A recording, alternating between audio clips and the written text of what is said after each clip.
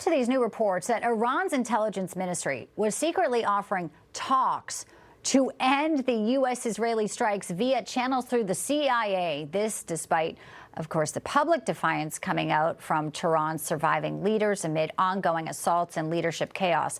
But could this backdoor discussion end the conflict, but also talk about Iran's successions and who is actually still standing with each passing day? Let's bring in our panel of experts. Former Israeli national spokesperson Eylon Levy with us today. Good to have you. Eylon, as always, good friend of the show. And also Eylon Pinkas, who is in Tel Aviv right now. We appreciate you, sir. Former Israeli consul general in New York, advisor to former Israeli Prime Minister Shimon Peres, Ehud Barak. Gentlemen, a pleasure to have you. Let's talk about the reports here that the minute the strikes happened, they were like, let's stop. We should have made the deal. It's too late. It kind of tracks with what President Trump said immediately over the weekend. I'll start with you, Eylon, where he says they want to talk. They should have talked. It is too late. We know this. One of the sons of Khamenei apparently is now alive and says he's going to be the front runner. But who's left? And do you think they will talk? Yeah, the Iranians really have left it too late, and now they realize President Trump means business. He wants to finish the job, which means to make sure the Iranian regime can no longer threaten and terrorize its neighbors and threaten to attack American ships in the Strait of Hormuz. And that's why America is sending those ships down to the bottom of the sea. It would be a terrible mistake to make a deal with the remnants of the Islamic Republic, because these are religious fanatics. These are lunatics. As Secretary Rubio said, they cannot be trusted to stick to any deal. The best, most optimistic scenario for the future of Iran is to back a democratic transition to a free Iran that puts this horrible regime firmly behind it, instead of keeping it on life support. If you do that, it's not going to end the nuclear program, it won't end the ballistic missiles, and it won't end Iran's support for terrorism across the world. And you know what I love about what you just said, Eylon, is that you said the most optimistic outcome. Because when I listen to reporters questioning President Trump, Eylon, what's the worst case scenario? The worst case scenario seems like Iran would get a nuclear weapon. That's not happening. So as we move forward, we look at succession.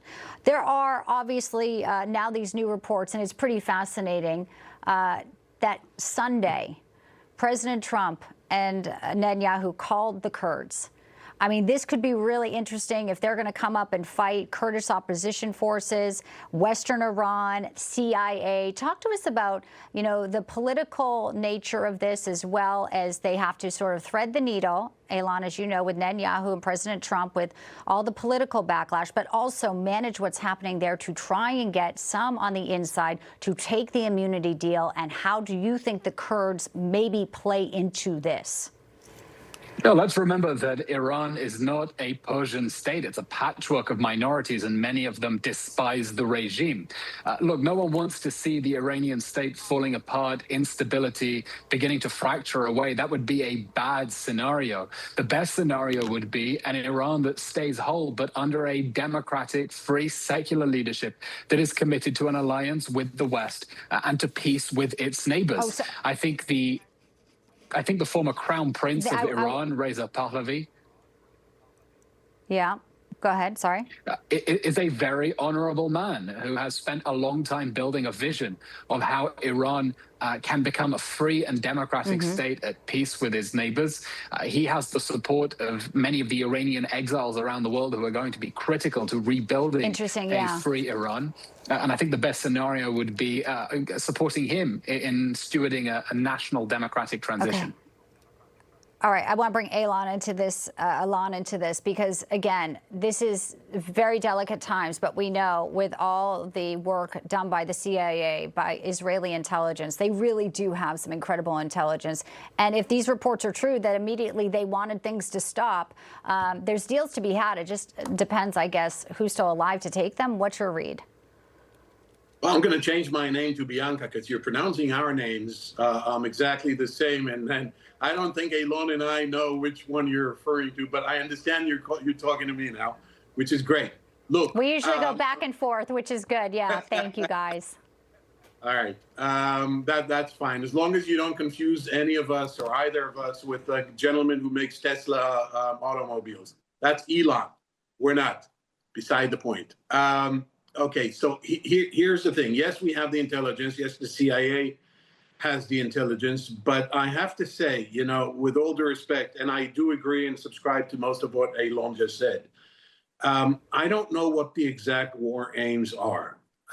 Is it regime change? Because if it is regime change, that you're not going to be you're not going to see, I'm sorry, a democratic transition of power. We've been in this opera before. We've been in this ball game before in Iraq in 2003, and later on, the U.S. tried to do this in Afghanistan.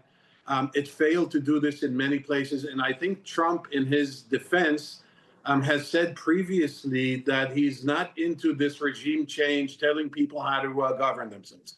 All that being established, the regime change is not necessarily a toppling of regime A and its substitution or replacement by regime type B. There's a spectrum here. And on that spectrum, Right. you could see a less hard line. I mean, take the template of Venezuela. People said, oh, Trump went in and changed. He did not change the regime. He just removed Maduro, and good that he did. But he was replaced by his deputy, who was colluding with the CIA, which is fine by me, by the way, as long as you don't call it a regime change, because that creates all kinds of implications. And he's actually very happy with how Delcy Rodriguez is acting. Listen, I really appreciate your perspectives, both of you, and I know we're going to have you both back because there's so much to get into and things are changing moment by moment.